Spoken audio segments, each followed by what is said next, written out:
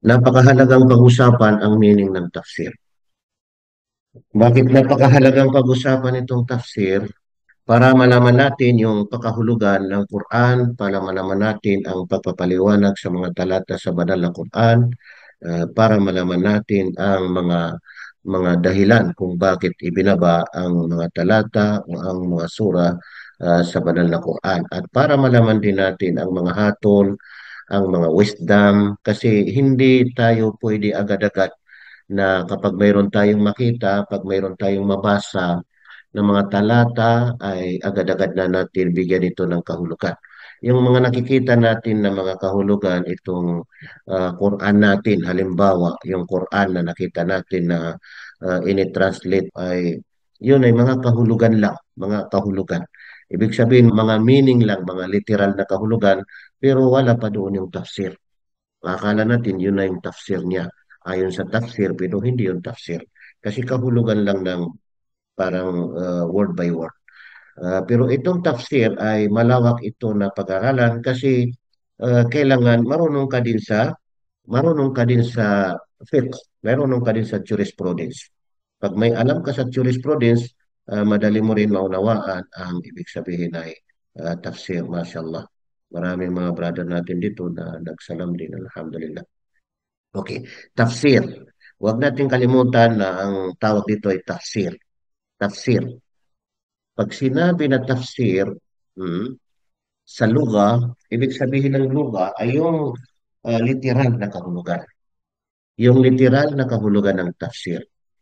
Pag sinabi sa luga ay ang kahulugan ng tafsir ay al-idahu wa tabyin. Ibig sabihin, al-idahu wa tabyin ay ang paglilinaw. Alam niyo yung ibig sabihin ng paglilinaw? Yung isang bagay na parang malabo, parang hindi mo nauunawaan, parang naguguluhan ka. Darating ang panahon o darating sa punto na naguguluhan ka at minsan baka pipintasan mo yung talata, eh hindi pwede yun sa atin. Hindi pwede na pintasan natin. Kailangan nating mag-aral para maunawan natin mabuti. Ang iba, ibig sabihin, paglilinaw. Kung sa tubig ay kailangan maging malinaw siya. What tabihin at pagpapaliwanag. Kailangan itong ipaliwanag. Kasi hindi sapat yung pagkahulugan lang niya, meaning niya, kailangan itong ipaliwanag. Okay. Parang meron din sa mga hadith. Pero hindi naman tawag doon ay tafsir sa mga hadith. Kasi mga meaning o mga kahulugan ng mga hadith, kailangan natin maunawaan ang mga kahulugan niya. Itong tafsir sa luga, literal na kahulugan niya sa luga, paglilinaw at pagpapaliwanag ay minsan ay makikita natin na yung talata ay lilinawin niya o ipapaliwanag ito ng ibang talata rin. Ibang talata rin. Minsan naman yung talata na salita ng Allah, ipapaliwanag ito o lilinawin mula sa hadith ni Propeta Muhammad sallallahu alaihi wasallam. At minsan ipapaliwanag ng mga sahaba, minsan naman ay ipapaliwanag ng mga taong may malawak na pag-unawa sa pananampalatayang Islam. Okay, yun. Sa luga, ang ibig sabihin ng tafsir ay paglilinaw at pagpapaliwanag. Sa istilah, ang ibig sabihin ng istilah ay yun sa kahulugan niya, sa ayon sa mga ulama, ayon sa mga pantas, ayon sa batas ng Islam, ay ilmun yu'rafu bihi fahmu kitabillah. Isang kaalaman na kung saan kilala sa pamagitan ng pag-unawa sa aklat ng Allah. Ano itong aklat ng Allah? Ang banal na Quran. Pag sinabi na aklat ng Allah, ang banal na Quran. Isang kaalaman na kung saan kilala, well known na, napag-alaman na ng mga tao sa pamagitan ng pag-unawa, pag-intindi sa aklat ng Allah, pag-intindi sa Quran, pag-intindi sa mga talata sa banal na Quran. Okay. Al-munazzalu ala nabiyhi Muhammad sallallahu alaihi wasallam na ibinaba sa kanyang, ano itong ibinaba sa kanyang propeta? Ano itong ibinaba? Yung aklat, yung Quran, yung salita ng Allah subhanahu wa ta'ala. Ibinaba sa kanyang propeta. Sino itong propeta? Si Propeta Muhammad sallallahu alaihi wasallam. Kasi maraming mga propeta at maraming mga sugo. Hindi lahat ng propeta at sugo, pero lahat ng sugo ay ibig sabihin ay propeta. Alam natin yan ang kaibahan ng propeta, nabi at saka sugo, rasul. Wabayano maalihi at ipinapaliwanag ang mga kahulugan nito. Yung mga kahulugan niya, ipinapaliwanag. Yun, maani al-Quran. Yung nakikita natin ng mga translation ng Quran, maani al-Quran. Hindi yung tafsir ng Quran, kundi maani al-Quran. O maani al-ayat. Ibig sabihin, mga kahulugan lang yan, mga kahulugan. Literal lang na ah, kahulugan ng tafsir. Yung luga, sa luga lang, maani, mga kahulugan niya. واستخراج أحكامه at inilalabas ang mga hatol nito. Inilalabas dito sa mga talata sa banal na Quran, pag-aaralan mo sa tafsir kung papaano mo ilabas, papaano mo kunin yung hatol, yung batas.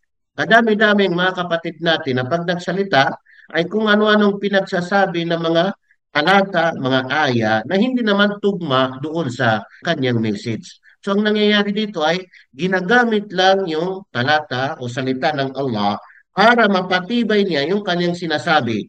Wastikraju ahkamihi. Hmm? At inilalabas ang mga hatol nito, mga batas nito. Kahit anong klaseng batas, batas sa lipunan, batas ng individual, lahat. Pag sinabi na Sharia, mga batas. Ah, yun, lahat ay dito na natin matutunan sa banal na Quran. Wahikamihi at ang mga karunungan nito, yung mga wisdom. Kasi mayroon tayong makita na batas. Halimbawa, ito ay batas. Pero kailangan alamin natin ano yung wisdom niya. Kasi hindi na yun doon nakalagay sa mga talata na iyon, iniisa-isa yung wisdom, pero malalaman natin yung wisdom sa pamagitan ng pag-aral natin ng tafsir. Ganon kaganda ang pag-aral ng tafsir. Halimbawa, yung ipinahintulot sa mga lalaki na mag-asawa ng higit sa isa, ayun, maraming mga babae na hindi nila nagugustuhan yun kasi labag yun sa kanilang pansariling kagustuhan. Pero ang titingnan doon, ano yung wisdom? Ano yung wisdom? Kasi pag natutunan mo, nalaman mo yung wisdom, ay hindi mo masasabi na hindi maganda yun o hindi applicable, kundi magpapasalamat ka sa Allah subhanahu wa ta'ala. وَمَنْ يُؤْتَ الْحِكْمَةَ فَقَدْ أُوتِيَ خَيْرًا كَثِيرًا. Sino mang tao na binigyan ng Allah ng wisdom, anong ibig sabihin ng wisdom? Karunungan, yung hikmah, karunungan, maunawaan mo. Wad'u shay fi mawdi'ihi. Yan ang pinaka-meaning ng wisdom, ay ilagay mo yung isang bagay sa kanyang lalagyan. Wad'u shay fi mawdi'ihi. وَمَنْ يُؤْتَ الْحِكْمَةَ فَقَدْ أُوتِيَ خَيْرًا كَثِيرًا. Ay binigyan ng Allah ng maraming mga biyaya. Kasi hindi siya agad-agad makapagsalita, hindi siya agad-agad makapanghusga, hindi siya agad-agad kikilos, hindi siya agad-agad hakatol kasi mayroon siyang wisdom. Kung ano yung marinig niya, pinag-isipan niya mabuti, inuunawan niya mabuti. Kung ano makita niya, gano'n. Ginagamitan niya ng wisdom. Kaya bago siya magsalita, titingnan niya muna yung kanyang sarili, ilalagay niya sa tamang lalagyan ang kanyang pagsasalita, ang kanyang sasabihin. Ganon din, bago siya kikilos, titingnan niya, ilalagay niya sa tamang lalagyan ang kanyang mga ginagawa. Yan ang kahulugan ng tafsir. Sa madaling salita, ang tafsir ay sa tuwa ay ang paglilinaw at pagpapaliwanag. Kasful Muqatta, sabi ni Azhari, itong si Azhari ay yung malawak na kaalaman sa luga, sa Arabic language. Sabi niya, ah, itong tafsir na sinabi ng mga ulama na kinuha mula sa root word na fasr, ay ibig sabihin, ang ibig sabihin nito ay kasful mugatta. Kasful mugatta, yung bubuksan yung natakpan. Ha? Bubuksan yung natakpan. Ito, halimbawa, consider ninyo na ito ay may takip, di ba? Pero hindi natin alam ano itong laman niya. Pero yung mga lagi dito pumupunta sa KPCC, ay alam na niya anong laman niya ito, di ba? Pero, yun, yung laging pumupunta sa KPCC, ibig sabihin, malawak na yung kaalaman niya. Kahit na hindi na natin sabihin, alam niya anong laman niya, kasi malawak na eh. Pero yung hindi masyadong pumupunta, ay hindi niya alam anong laman niya. Kaya sabi niya, ang tafsir ay ito, kashful mugatta, bubuksan yung mga natakpan. Kasi yun sa mga sura na yan, mula sa Bismillah hanggang sa Waladhalin ay maraming mga meaning yan na hindi natin alam. Diyan nakasarado, nakaklose. Yung nakita natin na meaning ay meaning lang yan, maani, meaning lang yan. Hindi pa yung tafsir. Hindi pa tayo nakapasok sa ibig sabihin, ano yung tafsir niya?